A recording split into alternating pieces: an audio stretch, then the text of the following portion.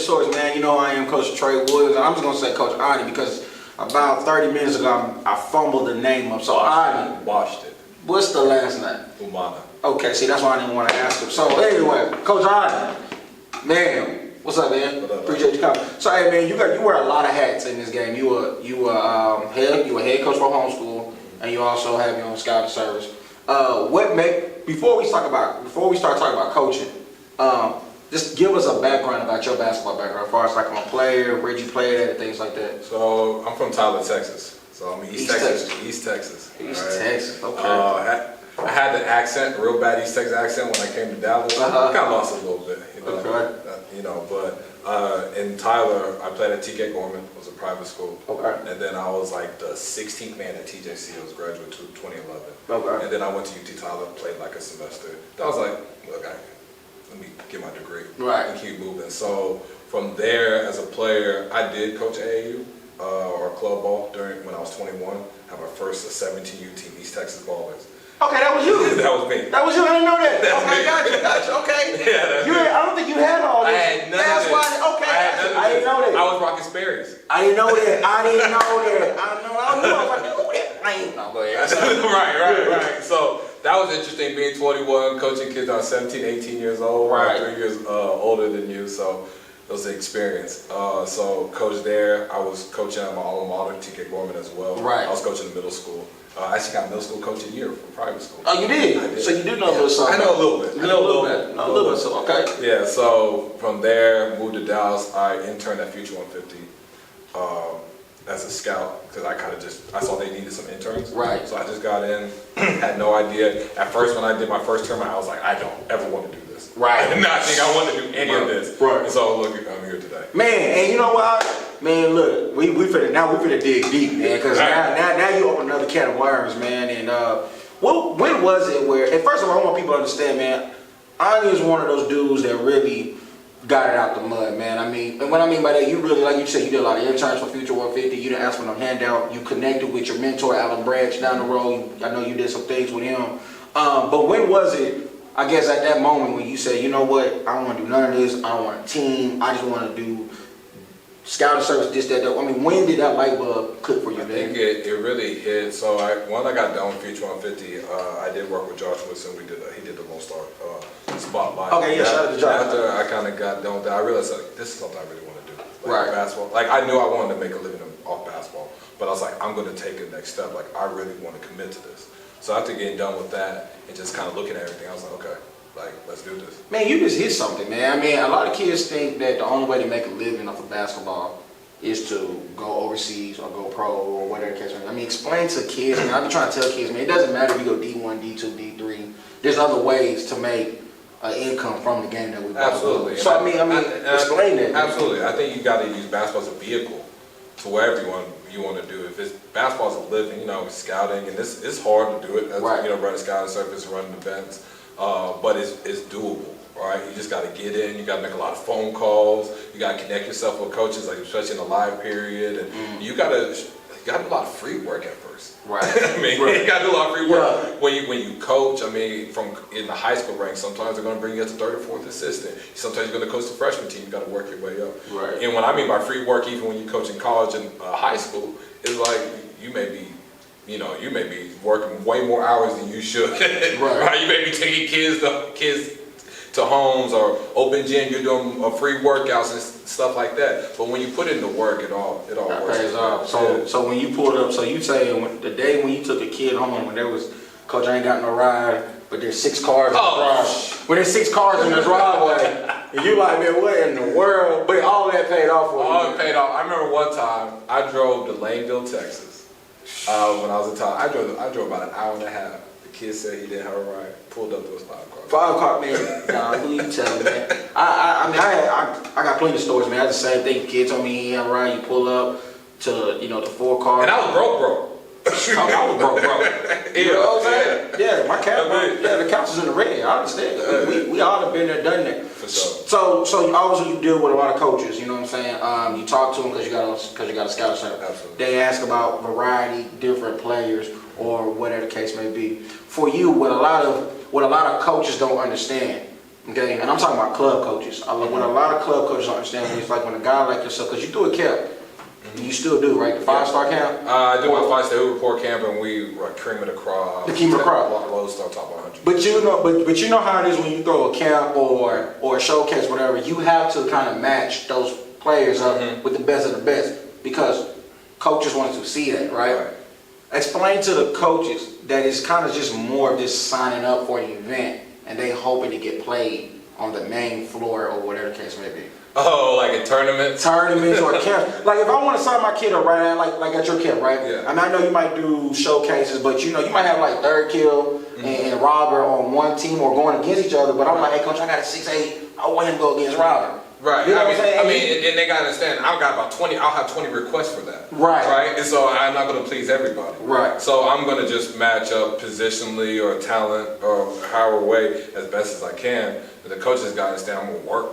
I'm gonna work for them. You know, at the end of the day, when I run an event, if it's a tournament or it's a camp, you know, I'm gonna try to watch everybody. Right. You know, I'm at least trying to watch everybody one time. Sometimes I'm gonna watch some more teams 2 or 3 times because they just got higher volume of players. Yeah, they just got I need to take a look at that. A college coach just called me and said, hey, did you watch that game? Or did you watch this game? I know multiple kids, I mean, in the state, a coach, every time he plays, hey, coach, did you watch that game? Right. Hey, coach, did you watch that game? And sometimes the people are like, oh, you only talk about the same players. And I try not to. I really do my due diligence to cover everybody. But there's just some kids that gotta watch more. You gotta watch more than others. And it just, you probably get 10 coaches calling you about one kid. And then when you watch, they got to perform. They got to perform. Because I remember, and the one thing I say about Ani is I remember I DM you last year. I think it was at a Big Easy event. I said, Ani, man, I need you to come kind of watch this kid. And I told the kid, I said, hey man, he's gonna come, but Big E got a saying that I like. I'm gonna put you on the dance floor, but I can't make you dance. Right. And like I told him, I said, hey man, I'm gonna put you on the dance floor, man. And I'm gonna have him come watch. And you know, obviously that kid didn't live up to the measures to what I want him to do, but at the end of the day, I understood that. But like you just said, it's some coaches that are like, oh, Ani, you always talk about this, right. And they don't understand, man, that sometimes, like, you know, when a coach from this university call you, man, you know, they want a real value report. Yeah, and I'm gonna be honest. I'm gonna be as honest as I can. You know, especially with the evaluations. I come watch a kid, and you ask me, I'm gonna be just upfront. I'm gonna just tell you just how I feel, or just an evaluation. You know, regardless if you like it or not, it's just gonna be honest. And if I'll talk to the kid, same thing. Hey, you do these things, this is what's gonna get you to. Right. You know, that's what all this is about. I used to kind of feel offended, like when they're like, oh, you talk about this, oh, you talk about this kid, or why don't you come watch this kid? And the reality is just, look, there's only one of me. Yeah. And I know how many miles I put in my car. Yeah. You know, I bought a car in August. I know I done put about close to 25,000. You know, so at the end of the day, I know how much I'm driving to go see kids. So once you understand what work you put in, it just goes for kids, coaches, everything. Once you know what the work you're putting in, regardless of the negative feedback you get, right? You know, and I take the negative feedback just because it's constructive criticism, right? But no matter what you do, if you're doing your hardest, and you know you're doing the right things, you can go to sleep at night. Yeah, that's how it's about, man. So obviously you build those relationships over the time or whatever the case may be. What are, like, just, you ain't gotta give it all out, but what are some of the little small things that you look for when you evaluate a kid? So the first thing I look at is just size. So I kind of give you what I look at. So if I look at Robert Jennings, okay, 6'7", strong frame, he moves well. So I'm gonna look at your size, I'm gonna look at your frame, I'm gonna look how well you move, your athleticism. Then I kind of get into the skill set. Then I can kind of look into their skill set more. So that's what I'm gonna look at. A kid that's 5'5", 5'6", not gonna really look at, but it doesn't mean I don't give him a chance. Right. It's just, now I gotta see how athletic, I gotta see how skilled they are. Maybe like Spud Webb with balls, you know what I'm saying? Right, but it just, that's how I go with my evaluations. I'm just gonna look at a kid, the physical profile, then I'm gonna look then I'll look at their athleticism, then I look at the skill. And that's how I can kind of evaluate more kids, is that in Van Coleman, who's a legend in the scouting game, he taught me that when I was at John Lucas camp. Okay. All-Star Weekend actually in Houston. He taught me, he said, you know why I can evaluate all these people? And he told me, he said, 5-minute eval. So I kind of just take that off. Take that. Yeah. And you know, we're about to wrap it up, but how has it been for you to rub shoulders with a guy that has a lot of stripes like Alan Branch, you know, your mentor? It's very good and it's humbling, right? Because even no matter how he's here, right? And I'm here, you know, and I work to be here and even better. Right. And even Alan Grant tell you, I want you to be better than me. Right. So it's humbling in the fact that when you're doing good, but you look up and you're like, man, that's the dude. That's the dude. You know, like even look at like a John Lucas and Van Coleman, Ronnie Flores, and Dino Stragonis, like those guys. You look at something like, you know, I get, you know, applause and all that, but like I'm like, man, those guys right there. Those guys. But Alan Branch has been a huge mentor for me. He took me in. I had a mohawk on, some dirty shoes, and some jeans when I first got to him. Yeah. And he told me, you gotta get a haircut. I gotta get a haircut. Man, I think he told TJ the same thing, man. TJ used to wear these big old earrings and curly hair.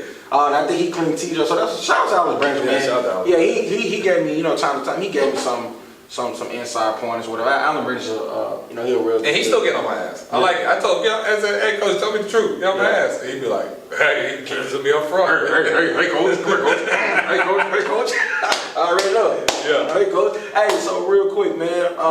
Sometimes there's people, they always say as in the media, man, y'all have favoritism, that y'all tied into a program. Is that really true from your end? Do you see actually? No. No, not. I know you're not tied in, but have you seen other programs like they just gonna cover this team and blow them up? I've seen it. I've seen it. I've seen it, and you know, I know those guys get paid to do those things, and if that's what they want to do, that's just what they want to do. You know, I can't really speak on. You know, I don't. Really, you know, I've seen it, but you know, if that's how you. That's how you eat. That's how you eat. Yeah. Have you ever had a college coach kind of call you, be like, man, you got this report where this player wasn't what it was? Has that ever happened to you? Where the player, no, they will have a report where they ask me why I think a certain way. Oh, okay. But I feel like, you know, I tell them my opinion, and then they're like, well, I think this, and then we just like, hey, coach, we'll see at the finish line. So coaching Taka, man, how's that been for you, man? It's fantastic. It's my 4th year doing it. People don't know that. Yeah, I didn't know that, bro. Yeah. Last time I saw you coach, like I didn't know you coached homeschool till last year at the big tournament in Mansfield. Yeah. I was like, I didn't know Ani had a homeschool team. Yeah, so Doyle Moncrief, who originally was who generated this program, he passed. He got sick. Okay. And so Miss Makisha Steele, she called me because I coached her son when I was 21 years old.